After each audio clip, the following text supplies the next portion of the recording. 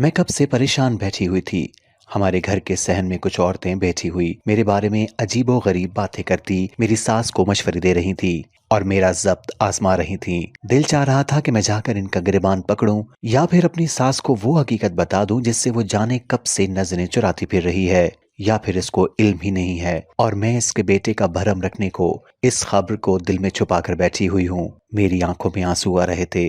तभी मेरी सास ने आवाज दी और हमेशा की तरह वो मेरा तमाशा बनाने लगी थी। मैंने रगड़ रगड़ कर अपनी आंखों को साफ किया और फिर बाहर चली आई तो वहां एक औरत की जानिब इशारा किया और कहा कि ये कह रही है कि इस मोहल्ले में एक हकीम है और वो दवाई देता है जिससे औरत मां बन जाती है। तो मैंने साफ इनकार कर दिया और कहा कि मैं किसी भी ऐसे चक्कर में नहीं पड़ूंगी।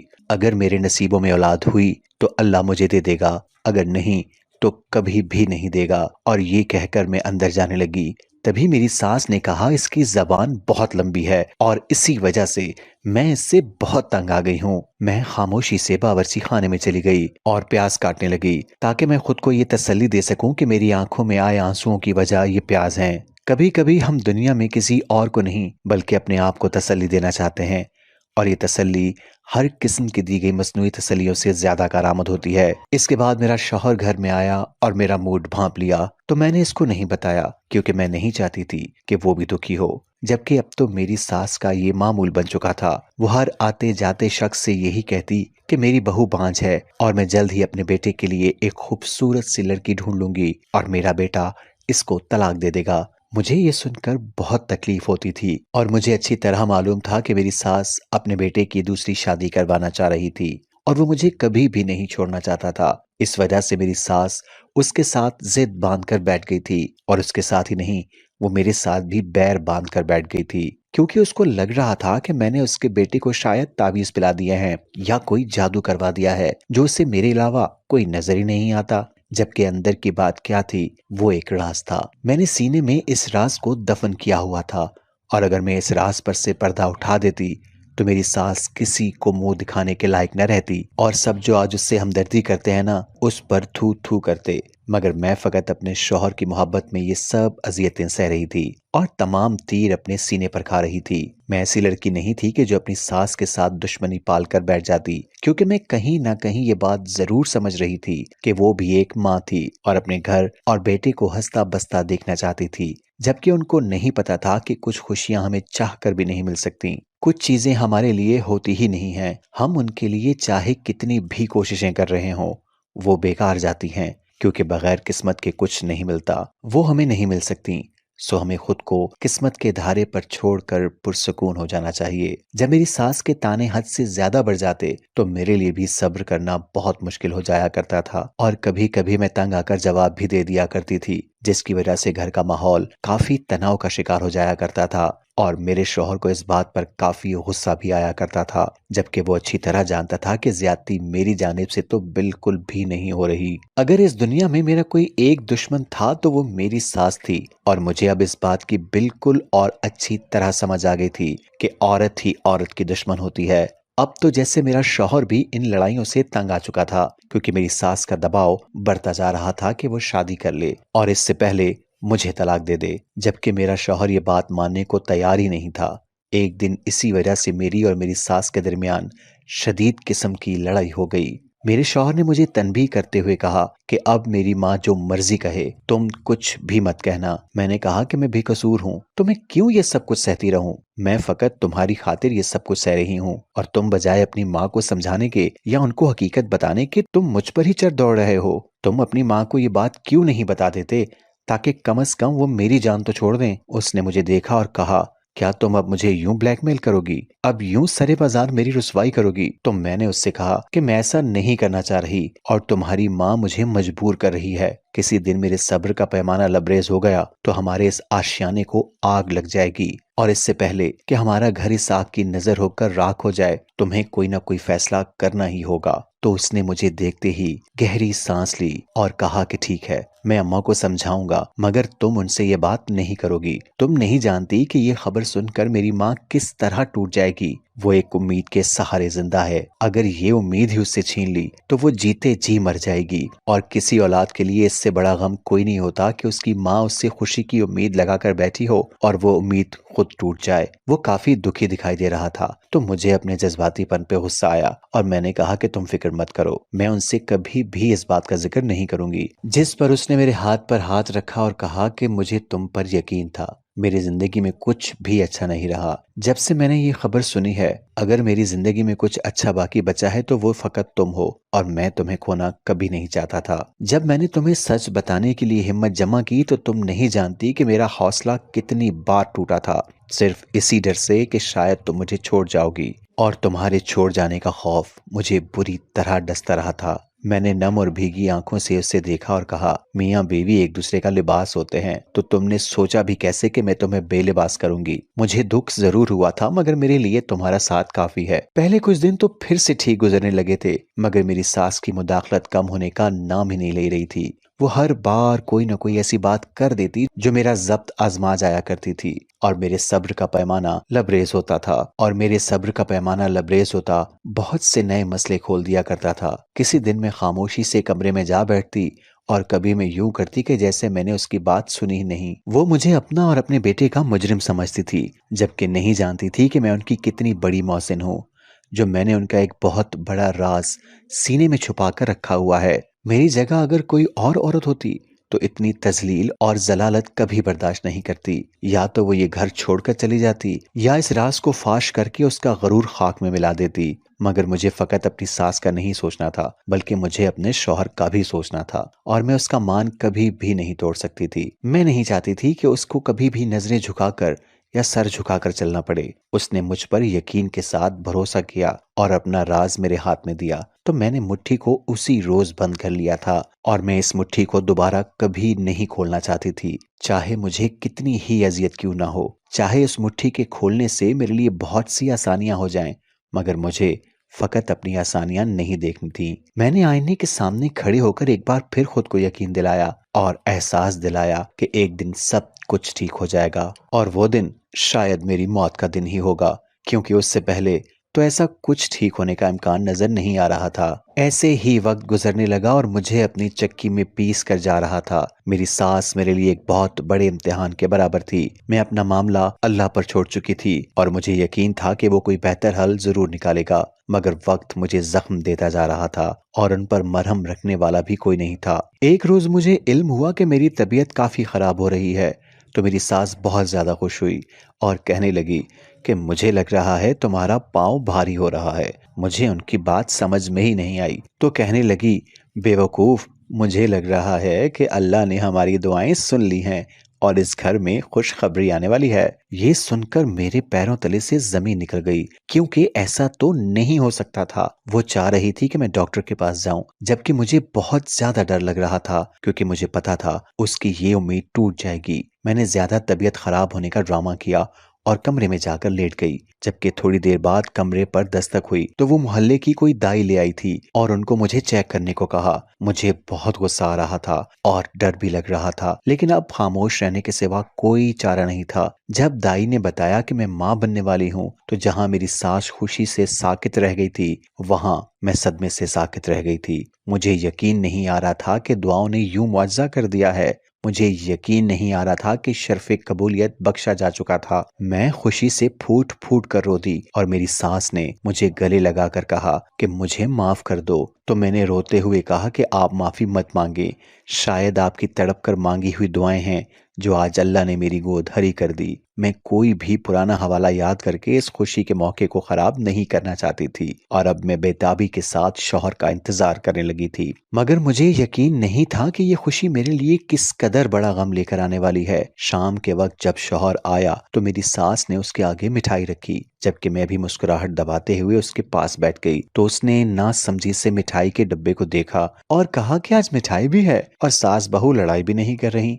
तो हम दोनों हंस पड़ी और मेरी सास ने कहा कि हम अब कभी भी लड़ाई नहीं करेंगे क्योंकि लड़ाई की वजह ही खत्म हो गई। तो मेरे शौहर ने हैरानी से हम दोनों को देखा और कहा कि मुझे दाल में कुछ काला नजर आ रहा है, जल्दी से बता दें कि ये इनकलाब इतनी जल्दी कैसे आ गया है, क्योंकि सुबह तो आप दोनों के चेहरे पर 12 बजे हुए थे। मैंने हंसते हुए उसके हाथ पर अपना हाथ रखा तो उसने आंखों के इशारे से मुझे एहसास दिलाया कि अम्मा पास खड़ी हैं। तो मैंने फौरन हाथ पीछे किया, जबकि मेरी सास ने मुस्कुराते हुए कहा कि मुबारक हो, तुम बाप बनने वाले हो और मैं दादी बनने वाली हूँ। ये सुनते ही मेरे शौहर के चेहरे का रंग मुतगय्यर हुआ और उसने ना समझे से पहले अपनी माँ को और फिर मुझे देखा। मेरा शर्मा कर सर झुकाना इस बात की गारंटी दे रहा था। मेरी सास की कही बात बिल्कुल सच थी। मेरी सास ने कहा, इतने बेयकीन क्यों हो रहे हो? जब अल्लाह दुआएं कबूल करता है तो यूं ही मुआवजे हो जाया करते हैं कि इंसान यकीन करने में तामुल का शिकार हो जाता है। तो इसने गुस्से से लाल पीला होते हुए कहा कि ये बच्चा मेरा नहीं है। तो मेरी सास ने उसे देखते हुए भुखलाकर कहा,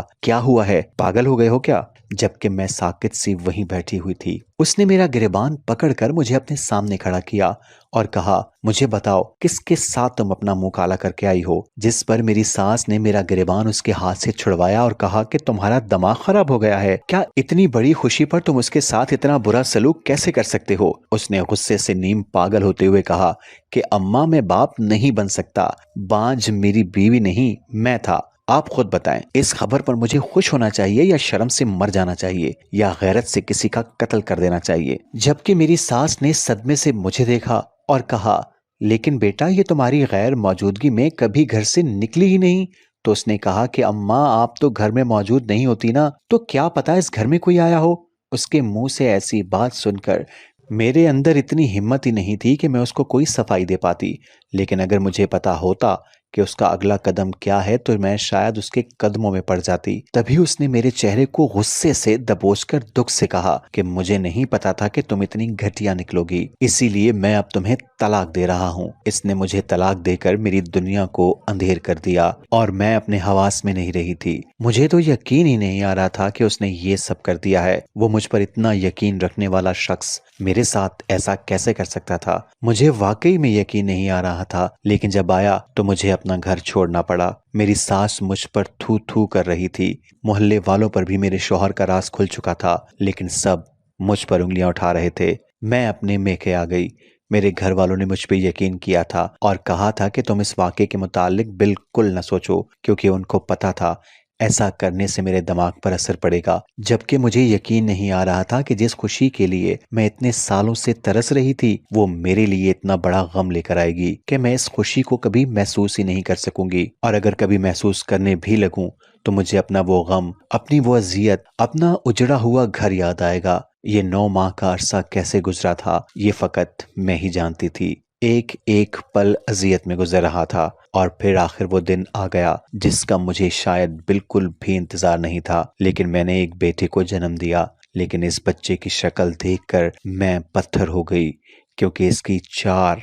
मेरा नाम ताबाना है और मैं पेशावर में रहती हूँ। मैं अपने 2 भाइयों और 3 बहनों की बहुत लाडली और सबसे छोटी बेटी थी। मैं चूंकि आखिर वाली बेटी थी, इसी वजह से मैं सबकी बहुत लाडली थी और घर में वही होता था जो मैं चाहती थी। ये कहना बजा होगा कि घर में मेरी इजाजत के बगैर पत्ता भी नहीं हिलता था। मैंने प्राइमरी तक अपने गाँव के स्कूल में ही तालीम हासिल की थी और फिर मैं और पढ़ना चाहती थी, मगर अब्बा ने सख्ती से मना कर दिया कि ये मजीद तालीम हासिल नहीं कर सकती। लेकिन मैंने बहुत ज्यादा जिद की और अम्मा से कहा कि अब्बा से बात करें। तो अम्मा ने मुझे कहा कि वो किसी सूरत नहीं मानेंगे, क्योंकि वो एक फैसला कर लेते हैं तो उससे कभी भी पीछे नहीं हटते। मगर मैंने कहा कि मैं आपको यकीन दिलाती हूँ कि कोई भी गलत हरकत नहीं करूंगी। उन्होंने कहा कि हमें तुम पर पूरा यकीन है, लेकिन हमें इस माशरे पर यकीन नहीं है। जबकि मैं बहुत ज्यादा रोई और अम्मा की बहुत लाडली होने की वजह से तो उन्होंने मुझसे वादा किया कि वो अब्बा से बात करेंगी। और जिस वक्त वो बात करने गई तो मैं भी दरवाजे के साथ कान लगाकर खड़ी हो गई कि अब्बा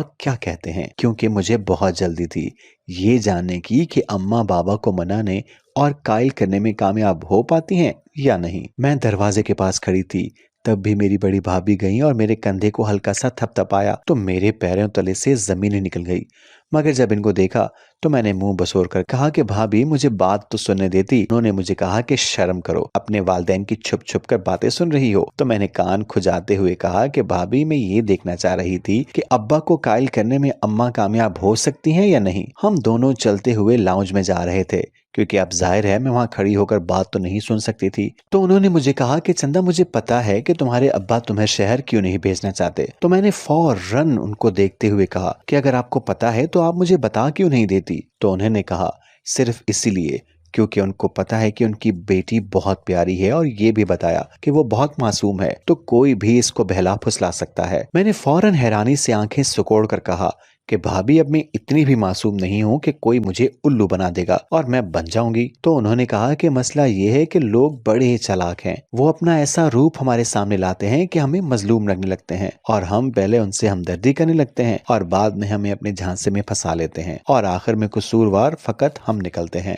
मुझे उनकी बातें समझ में नहीं आ रही थी, इसीलिए मैंने कहा भाभी मैं आपको यकीन दिलाती हूँ ना कि मैं ऐसा कुछ भी नहीं करूंगी। तो उन्होंने कहा कि हम तुम्हारी बात नहीं कर रहे हैं, हम दुनिया की और जमाने की बात कर रहे हैं कि ये जमाना बहुत तेज है। खैर जब अब्बा के कमरे का दरवाजा खुला तो भाभी ने हंसते हुए कहा कि बेसब्री अम्मा यहीं पर आएंगी, तो तुम उनसे यहाँ पर ही बात कर लेना। तो मैंने सर खुजाया और कहा कि भाभी आप बहुत जीरक निगाह रखती हैं, ऐसा करें आप भी मेरे साथ शहर में शिफ्ट हो जाएं, हम वहाँ इकट्ठे मिलकर पढ़ेंगे। तो भाभी ने फौरन नफी में सर हिलाकर कहा ना भाई ना, अब मेरे बच्चे पढ़ेंगे, मैं नहीं पढ़ सकती। जिस पर मैंने हंसते हुए कहा कि आपको पता है जब माएँ पढ़ी लिखी होंगी तो एक ऐसी कौम परवान चढ़ेगी जिस पर सवार करेंगे। तो भाभी ने कहा कि अगर अब मैं शहर चली गई ना तो मैं अच्छी कौम परवान चढ़ाऊं या ना चढ़ाऊं, मगर कोई नया चंद जरूर चढ़ा दूंगी, इसीलिए बेहतर है कि मुझे यहीं रहने दो। उनकी आदत थी कि वो हर बात को मजाक में टाल दिया करती थी, इसीलिए मैं भी बेसाख्ता हंसने लगी। तभी अम्मा आ गई और भाभी की टो लेने की आदत नहीं थी, इसीलिए वहां से चाय बनाने के बहाने चली गई। मैंने उसी वक्त दिल में सोचा कि मैं बिल्कुल अपनी भाभी जैसी अच्छी भाभी और बहू बनूंगी, और अम्मा का उतरा चेहरा गवाह था कि अब्बा नहीं माने। तो मैंने भी मुंह बना लिया, मगर उन्होंने हंसते हुए कहा कि बेवकूफ, तुम्हारे अब्बा को मैंने मना लिया है, अब तुम जा सकती है। और मेरी खुशी का कोई ठिकाना नहीं रहा। इसके बाद मैं शहर चली गई और मेरे भाई और भाभी भी मेरे साथ ही शिफ्ट हो गए थे, और यूं मैंने हर मुमकिन कोशिश की कि अपने वालिदैन के एतमाद को ठेस न पहुंचने दूं, क्योंकि मुझे इस बात का अच्छी तरह पता था कि उन्होंने मुझ पर मान और यकीन करके मुझे मेरा शौक पूरा करने की इजाजत दी है, और मैं नहीं चाहती थी कि उन्हें कभी भी पछताना पड़े। मुझे कॉलेज में भाई ही ड्रॉप किया करते थे और वापसी पर मैं कॉलेज की वैन में आया करती थी, क्योंकि भाई वहां नहीं होते थे। यूं जिंदगी के 3 साल गुजर गए और मेरे दूसरे नंबर वाले भाई की जब शादी करनी थी तो हम लोग गाँव में कुछ वक्त के लिए शिफ्ट हो गए, और सब लोग मुझे देख कर कहा करते थे कि तुम्हारे बोलने, देखने, परखने और पहनने के अंदाज से ये बात वाजे हो रही है कि तुम वाकई पढ़ी लिखी लड़की हो, और फिर तुम्हारे अंदर वाकई में तालीम दाखिल हो रही है कि तुम बेहया होने के बजाय ज्यादा बाहया हो रही हो। मुझे ये तारीफें सुनकर बहुत खुशी होती थी कि मैंने वालिदैन का सर फख्र से बुलंद कर दिया था। अब्बा मुझे गले लगा कर कहते थे कि जब मैं तुम्हें वहाँ भेज रहा था तो मैं बहुत परेशान था, मगर तुमने मेरा सर फख्र से बुलंद कर दिया है, और मेरा सीना ये बताते हुए चौड़ा हो जाता है कि मेरी बेटी पढ़ी लिखी है। अपने वालिदैन के लिए फख्र का बाइस बनना बहुत ज्यादा पुरसुकून बात होती है, मगर इससे भी ज्यादा पुरसुकून बात ये थी कि अब इस बात को सरेआम तस्लीम किया करते थे। मैंने दुपट्टा कभी भी सर से नहीं उतारा था, तो मेरे गांव में ये मिसालें दी जाती थी कि वो लड़की शहर में जाकर भी दुपट्टा नहीं उतारती, जबकि गाँव की लड़कियां गांव में रहकर भी अपने तमाम अतवार और रिवायतें भूलती जा रही थीं, और देखते ही देखते गांव में हर तरफ मेरी धूम सी मच गई थी, और अब मैं पहले से भी ज्यादा मोहतात हो गई थी, क्योंकि जब आपका नाम होता है तो हासिद बहुत ज्यादा होते हैं, तो वो आपको बदनाम करने या गिराने के लिए किसी भी हद तक चले जाते हैं। इसीलिए अम्मा ने भी मुझे समझाया था और भाभी ने भी हर मुमकिन कोशिश की थी कि मुझसे ऐसी कोई खता ना हो जाए कि सब पानी में चला जाए। मैं बहुत ज्यादा मोहतात होकर चलने लगी थी, और यूं ही तालीम मुकम्मल हुई, हम गांव वापस आ गए, और फिर भाई के किसी जाने वाले के जरिए मेरे लिए एक रिश्ता आया, और लड़का नौकरी पर होने की वजह से अब्बा हाँ करना चाहते थे, मगर अम्मा ने कहा पहले हमें इस बात का यकीन करना चाहिए कि क्या वो शरीफ भी है। तो भाई ने कहा कि मैं गारंटी देता हूँ वो बहुत शरीफ और समझदार लड़का है और हमारी बेटी को बहुत खुश रखेगा। इसके बाद चट मंगनी और पट ब्याह हो गया। मेरा शौहर और मेरी सास दोनों बहुत अच्छे थे और मेरा बहुत ख्याल रखते थे और मैं भी हर मुमकिन कोशिश किया करती थी कि उनको मुझसे किसी भी किस्म की कोई शिकायत ना हो। लेकिन जब शादी को 2 साल गुजर गए और मेरी गोद हरी न हुई तो मेरी सास ने बातें करना शुरू कर दी और उनकी तमाम अच्छाइयां जैसे पसे मंजर में चली गई थी और वो बस ये चाहती थी कि मैं किसी तरह माँ बन जाऊं। और मैं भी अपने शौहर को जब ये बात बताया करती थी और वो मुझे डॉक्टर के पास नहीं जाने देते थे। लेकिन एक बार मैं इससे छुपकर डॉक्टर के पास चली गई और उसने मेरे कुछ टेस्ट किए और कहा कुछ दिन बाद आना। सो मैं तुम्हें बताऊंगी कि तुम्हारी रिपोर्ट्स में क्या आया है। मैंने जब आकर अपनी सास को बताया तो वो बहुत ही बेचैन होने लगी थी। चंद दिन गुजर गए और जब मैं रिपोर्ट्स लेकर आई और डॉक्टर ने बताया कि मेरे अंदर कोई भी नुक्स नहीं था तो मैंने कहा कि फिर 2-2.5 साल से मेरी गोद क्यों हरी नहीं हुई। तो इसने कहा कि तुम एक पढ़ी लिखी होकर बेवकूफाना और जाहिलाना बातें कर रही हो। इसीलिए मैं फौरन शर्मिंदा हुई और कहा प्लीज आप मुझे थोड़ा वाजे करके बता दें। तो उन्होंने कहा कि मुझे लग रहा है कि नुक्स तुम्हारे शौहर में है। मुझे यकीन ही नहीं आया। मैंने उसे देखते ही नफी में सर हिलाया। तो इसने कहा कि ऐसा भी मुमकिन हो सकता है और अब तो ये बहुत आम बात है। जबकि मैं घर आई तो बहुत परेशान थी और सास को जब ये बात बताई कि मेरी रिपोर्ट्स क्लियर हैं तो वो भी परेशान हुई, मगर मैं दूसरी बात छुपा गई थी। इसके बाद मैंने अपने शौहर से ये बात की तो उससे भी अपने टेस्ट कराने चाहिए, मगर वो किसी भी तरह ये बात सुनने के लिए तैयार ही नहीं था। वो भी हमारे माशरे के 90% मर्दों की तरह इस बात पर गुस्सा हो गया और कहा कि मर्दों में कोई कमी नहीं होती। तो मैंने उसे समझाया कि देखो कमी किसी भी इंसान में हो सकती है, वो लाइलाज हरगिज नहीं होती। इसीलिए अगर तुम टेस्ट करवा लोगे तो हमारे लिए आसानी हो जाएगी। मगर वो मेरी बात सुनने को तैयार ही नहीं था और इसी वजह से मैं बहुत ज्यादा परेशान रहने लगी थी। और फिर एक दिन उसने मुझे बताया कि मैं ये बात तुम्हें बताना नहीं चाहता था और इसके बाद शायद तुम मुझे छोड़कर चली जाती, लेकिन मैं अब मजीद झूठ नहीं बोल सकता। मैंने अपने टेस्ट करवाए थे और मैं ये जान चुका था कि मैं बाप नहीं बन सकता। इसी बात ने मुझे बहुत परेशान किया और कितना अरसा मैं जहनी तौर पर बहाल नहीं हो सका। मगर फिर मैंने उसका साथ देने का फैसला कर लिया और जब उसको खबर मिली तो वो यकीन करने को तैयार ही नहीं था कि ये उसी का बच्चा है, जबकि ये उसी का बच्चा था। और जब मैंने बच्चे की ठोड़ी के पास 4 तिल देखे तो मेरे सर पर आसमान आन गिरा कि उसकी शक्ल हूबहू उसके बाप जैसी थी। उसके बाद पता नहीं मेरे शौहर ने दोबारा टेस्ट करवाए या कैसे, मगर उसे यकीन आ गया था कि ये औलाद उसी की है और वो चाहता था कि मैं वापस उसके साथ चली जाऊं, क्योंकि इसने मुझे एक तलाक दी थी। मगर मैं अब उसके साथ बिल्कुल वापस नहीं जाना चाहती थी कि जिसने मुझ पर यकीन ही नहीं किया। आज फिर मेरी सास और मेरा शौहर मुझे लेने आए थे। घर वाले चाहते थे कि हम किसी मुफ्ती से मशवरा कर लें, जबकि मैं उनको इस बात की इजाजत बिल्कुल नहीं दे रही थी और अब मुझे बिल्कुल बात समझ में नहीं आ रही थी कि मुझे क्या करना चाहिए। आप लोग ही बताएं कि मेरा फैसला क्या होना चाहिए। मैं आपके जवाबात का इंतजार करूंगी।